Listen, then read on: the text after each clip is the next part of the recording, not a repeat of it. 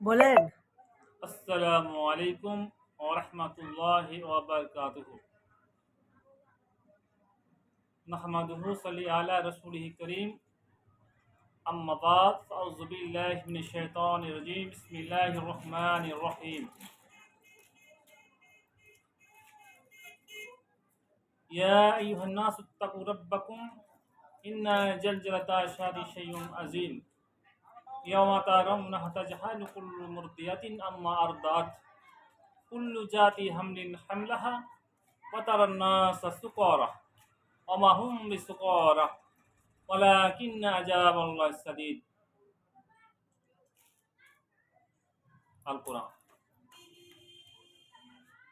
عن ابن مسعود عن النبي قال: لا تزول قدم ابن آدم يوم القيامة من عند ربه حتى يسأل عن خمسين: عن عمره فيما أفناه، وعن شبابه فيما أبلاه، وماله من أين اكتسبه، وفيما أنفقه، وماذا عمل فيما علم. الحديث. Brother ইসলাম, সমস্ত প্রশংসা সেই মহান স্রষ্টা আল্লাহ সুবহানাহু ওয়া তাআলার জন্যই।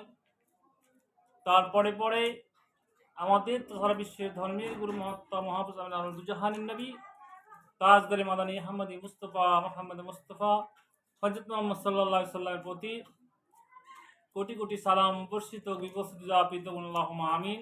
আল্লাহুম্মা সাল্লু আলাইহি।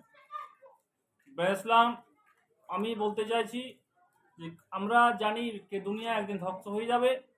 তো কাল কিয়ামতের ময়দানে প্রত্যেকটি আদম সন্তানকে কাল কিয়ামতের ময়দানে 5টি করে প্রশ্ন করা হবে। আর এই 5টি প্রশ্নের জবাব না দেওয়া পর্যন্ত কোন আদম সন্তানকে পা নড়ানোর সুযোগ পর্যন্ত দেওয়া হবে না।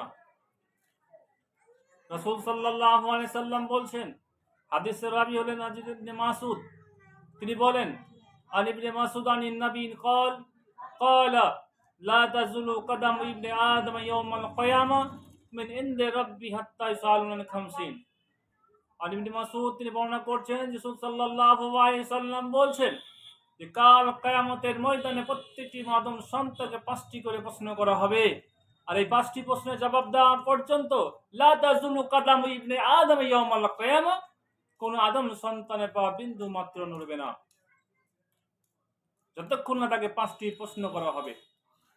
কি প্রশ্ন করা হবে ব্রাদার ইসলাম?